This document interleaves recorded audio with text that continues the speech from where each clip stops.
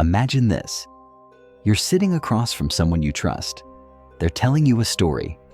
Every word sounds convincing, yet something feels off. Their smile doesn't quite reach their eyes. Their voice wavers just enough to make you wonder. You sense they're hiding something. But how can you be sure? How can you spot a liar? Deception is everywhere. From small white lies meant to spare feelings to the manipulations that shape entire societies, lying is deeply woven into human nature. We deceive to protect, to control, to survive. Today, we're unraveling the psychology of lying, why we do it, how to spot it, and what it reveals about us. By the end of this, you won't just hear words differently, you'll see through them. Lying isn't just a bad habit, it's a survival mechanism deeply embedded in human nature.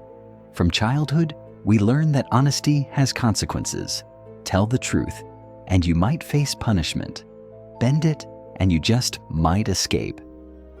At its core, lying is fueled by three forces: fear, power, and empathy. Fear is the most common motivator. We lie to avoid rejection, conflict, or failure.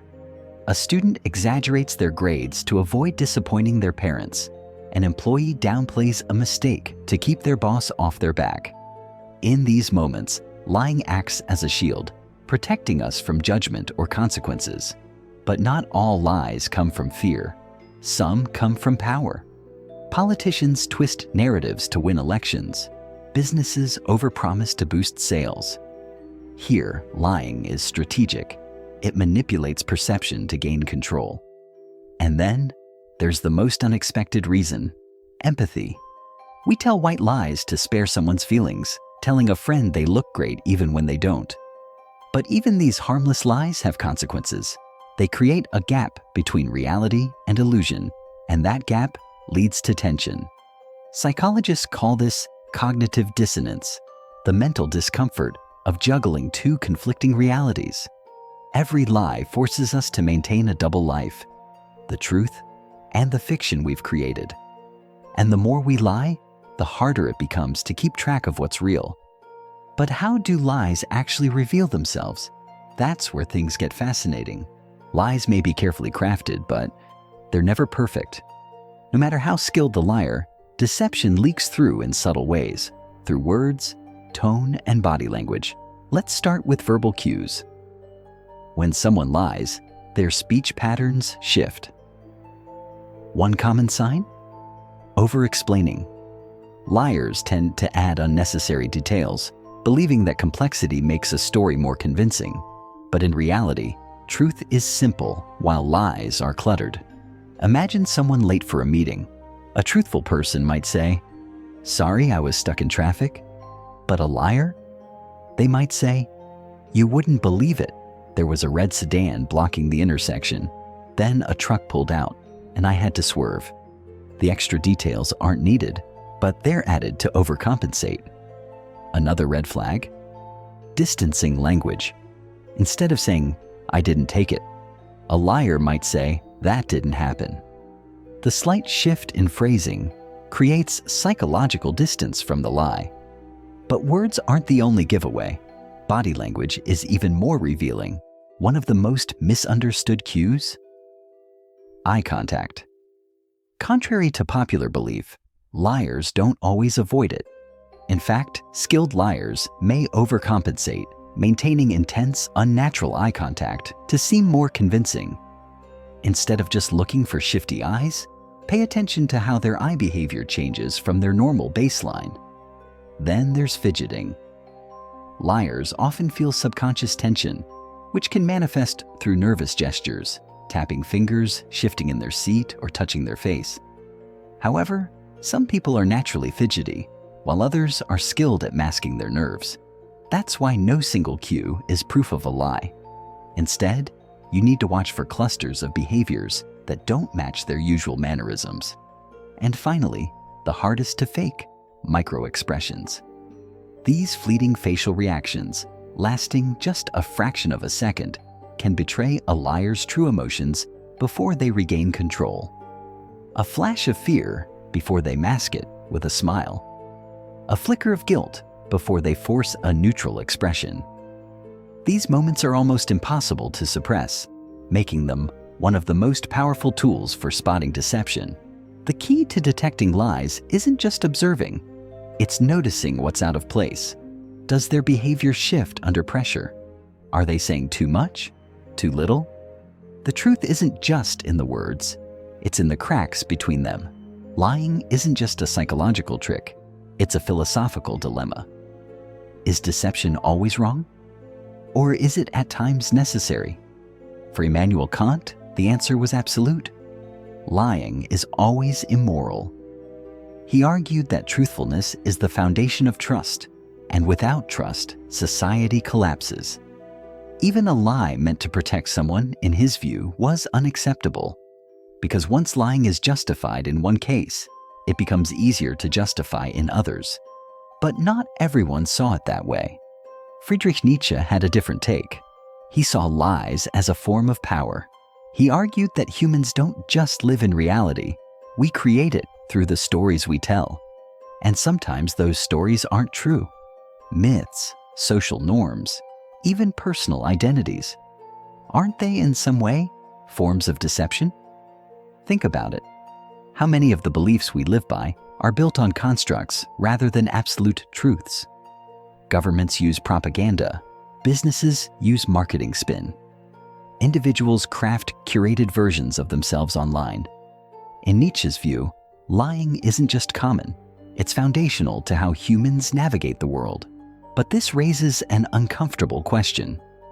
Who controls the lie?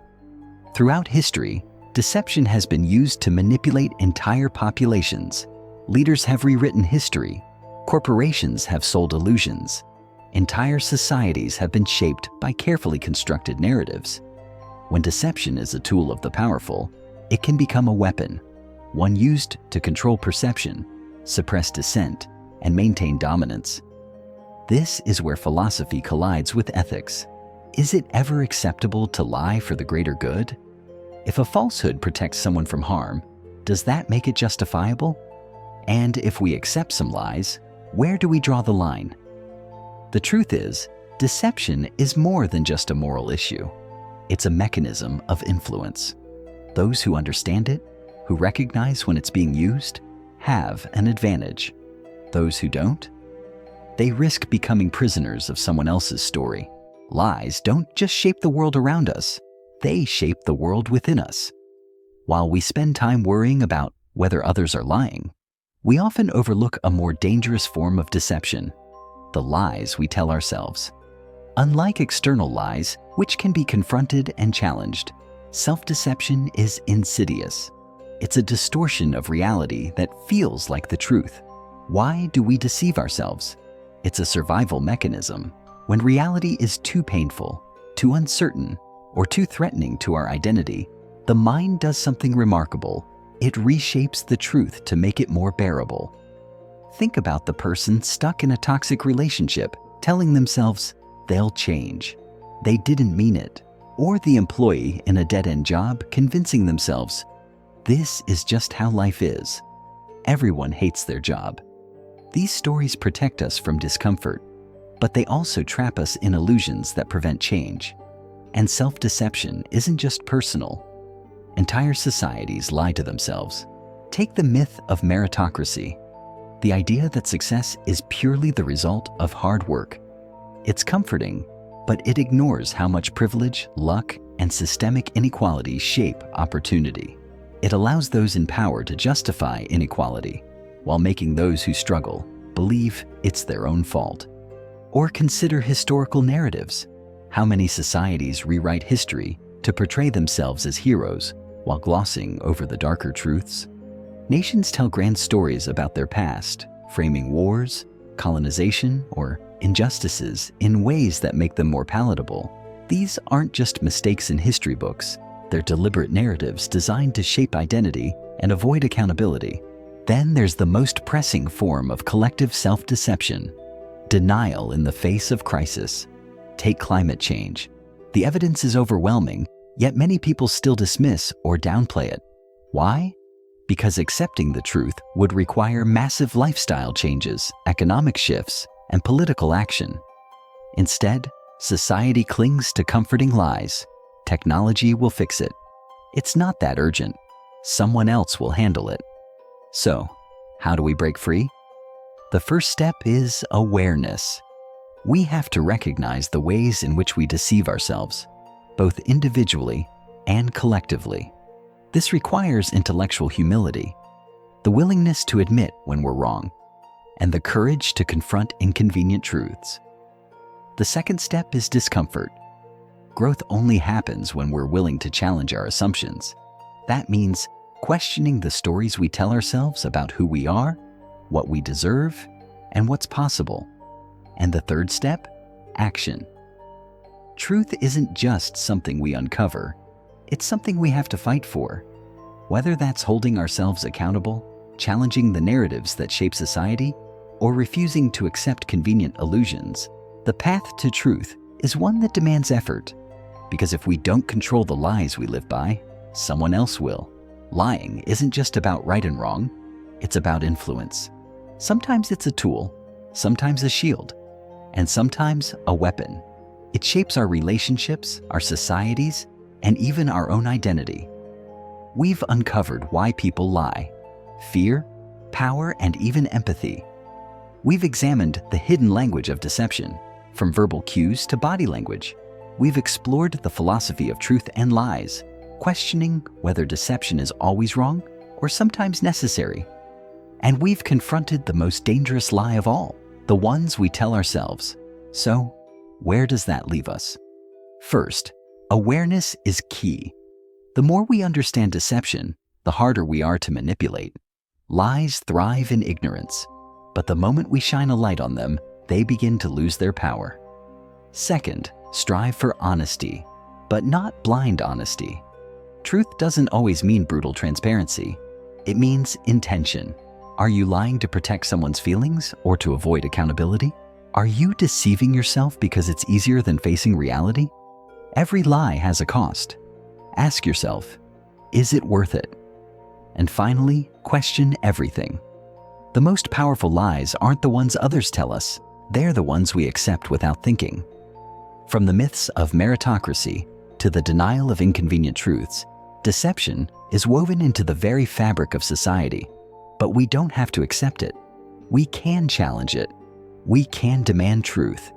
And in doing so, we can shape a world that isn't built on illusion, but on understanding. So the real question is, what lies have you been living by? And are you ready to face the truth? If this video made you think, hit like, subscribe, and let's continue the conversation in the comments. Until next time, stay sharp, stay curious, and most importantly, stay honest.